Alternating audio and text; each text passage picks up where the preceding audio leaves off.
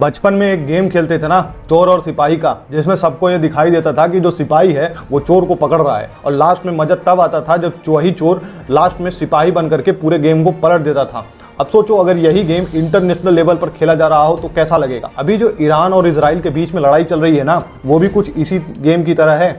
जो कुछ भी हमें ऊपर से दिखाई दे रहा है वो एक अधूरा सच है, अंदर ही अंदर एक नया गेम चल रहा है, और इस गेम को खेलने का एक ही मतलब है, जो ईरान की करंट रिजीम है उसको बदल देना। खुद सोच के देखो, कोई देश दूसरे देश के ऊपर हमला क्यों करता है? सीधी बात है, जब उसे खतरा महसूस हो रहा हो। इजराइल का ये स्टेटेड गोल है कि ईरान जो है वो एक परमाणु बम बना रहा है।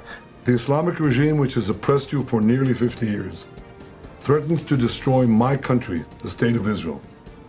The objective of Israel's military operation is to remove this threat, both the nuclear threat and the ballistic missile threat to Israel.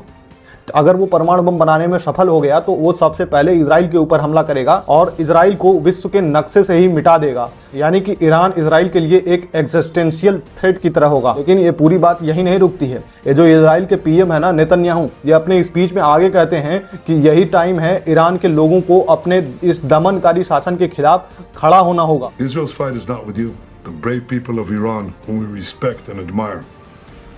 Our fight is with a murderous regime that both oppresses you and impoverishes you. The time has come for you to unite around your flag and your historic legacy by standing up for your freedom from an evil and oppressive regime. जो regime change करने की बात है ना, वो साफ साफ Israel खुद कह रहा है। वो ईरान के न्यूक्लियर पावर प्लांट्स को ही नहीं उड़ाना चाहता, बल्कि जो ईरान में करंट रिजीम है उसको ही पलट देना चाहता है। अब जिन लोगों को नहीं पता है उनको थोड़ा पीछे ले चलते हैं। साल 1979 में इसी ईरान में एक तूफान आया था, और उस तूफान का नाम था इस्लामिक रेवोल्यूशन। उस तूफान के आने से पहले इसी ईरान में राजा राज करते थे, जिनका नाम था शाह मोहम्मद रेजा पहलवी, जो कि पूरे वेस्टर्न वर्ल्ड के एक बड़ी हुआ करते थे। ये जो राजा थे ना, यही ईरान में डेमोक्रेसी लेकर के आए थे, वोट लेकर के आए थे, वुमेन्स के राइट्स को लेकर के आए थे। ये सारी चीजें इसी राजा के चलते इस ईरान में आई थी। अब आपका सवाल ये होगा कि तो फिर प्रॉब्लम कहाँ है? देखो, प्रॉब्लम यहाँ से शुरू होती है कि जब ये सारी चीजें वेस्टर्न वर्ल्ड से ईरान में थोपी जा रही थी ना,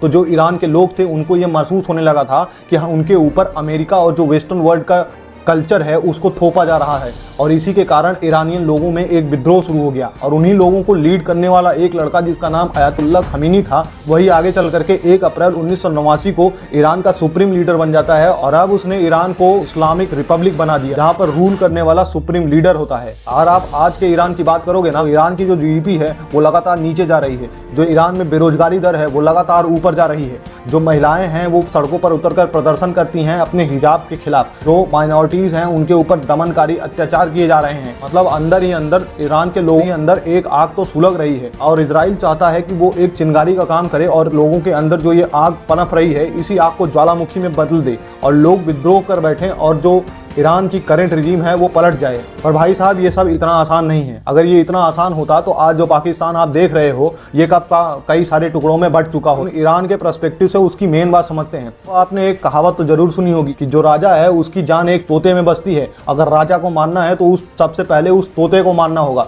ठीक इसी तरीके से जो ईरान में जो रियल पावर है वो आज के टाइम पर कहीं और ही है। IRGC, जिसका नाम है इस्लामिक रेवोल्यूशन गार्ड कॉर्प्स, ना सिर्फ एक फौज है बल्कि जो ईरान की गवर्नमेंट है उसकी एक बैकबोन है। तो तख्ता पलट करने वाला है वो खुद ही गद्दी पर बैठा हुआ है। कुछ इस तरीके से समझ लो कि जो कल तक जो चोर कुर्सी को चुराया करता था, आज वही चोर उसी कुर्सी पर बैठ चुका है। अब आप खुद सोच के लीजिए कि अगर अंदर से कोई कुछ करेगा ही नहीं तो बाहर से गोली और गोला मारने से कुछ होने वाला नहीं। इजराइल का गेम ये है कि जब वो हमला करेगा तो जो ईरान के लोग हैं जिनके अंदर पहले से ही आग पनप रही है, वो सड़कों पर उतर कर अपनी सरकार का विद्रोह करेंगे। बाद में उसी विद्रोह को वेस्टर्न और अमेरिका के द्वारा फंडिंग की जाएगी और उस प्रोटेस्ट को बड़ा कर दिया जाएगा। उसके बाद वो एक क्रांति में बदल जाएगा और फिर ईरान की रिजीम को चेंज कर दिया जाएगा। लेकिन यहाँ सबसे बड़ा सवाल ये है कि क्या इजराइल ने ईरान के लोगों को इस चीज के लिए तैयार कर लिया है? वेस्टर्न वर्ल्ड या फिर अमेरिका ने ईरान में किसी एक ऐसे लीडर को पनपा दिया है जो अयातुल्ला खमीनी के जैसा हो? जैसे इस्लामिक रेवोल्यूशन की क्रांति आई थी उसी तरीके से कोई एक क्रांति ला सके? इनका उत्तर ढूंढने जाओगे तो आपको कुछ नहीं मिलेगा। ऊपर से जब से ईरान ने अपना ऑपरेशन 2 प्रॉमिस 3 लॉन्च किया है, उसके बाद से जो इजराइल का ऑपरेशन था उसका जो विजन है वो पूरी तरीके से हिल चुका था। बाद में उसे जब वेस्टर्न कंट्रीज और अमेरिका ने अपना खुला समर्थन दिया, तब जाकर के उसका ऑपरेशन अपने रास्ते पर आया था। लेकिन अभी जब मैं ये वीडियो रिकॉर्ड कर रहा हूँ तब तक रशिया, चाइना और नॉर्थ कोरिया, ये 3 न्यूक्लियर पावर कंट्रीज ईरान के समर्थन में खुल करके आ चुके हैं। इनका कहना है ईरान और इजराइल के युद्ध में किसी वेस्टर्न वर्ल्ड या फिर अमेरिका ने खुलेआम हस्तक्षेप किया तो ये मिडिल ईस्ट में एक आग ला सकता है। अब इजराइल का जो मिशन है ना, सिर्फ मिसाइल नहीं है। इजराइल चाहता है कि ईरान में पूरी तरीके से जो रिजीम है वो चेंज कर दी जाए। जिस तरीके से रशिया, चाइना और नॉर्थ कोरिया आज ईरान के समर्थन में आ गए हैं, उससे तो ईरान की करंट रिजीम को और भी ज्यादा बल मिलने लगा है। आप कमेंट सेक्शन में हमें ये जरूर बताइएगा कि क्या इजराइल ईरान में सत्ता परिवर्तन कर पाएगा। हमारा वीडियो आपको पसंद आया हो तो इसे लाइक करके चैनल को सब्सक्राइब कर लीजिए। मिलते हैं हमारे अगले वीडियो में, तब तक के लिए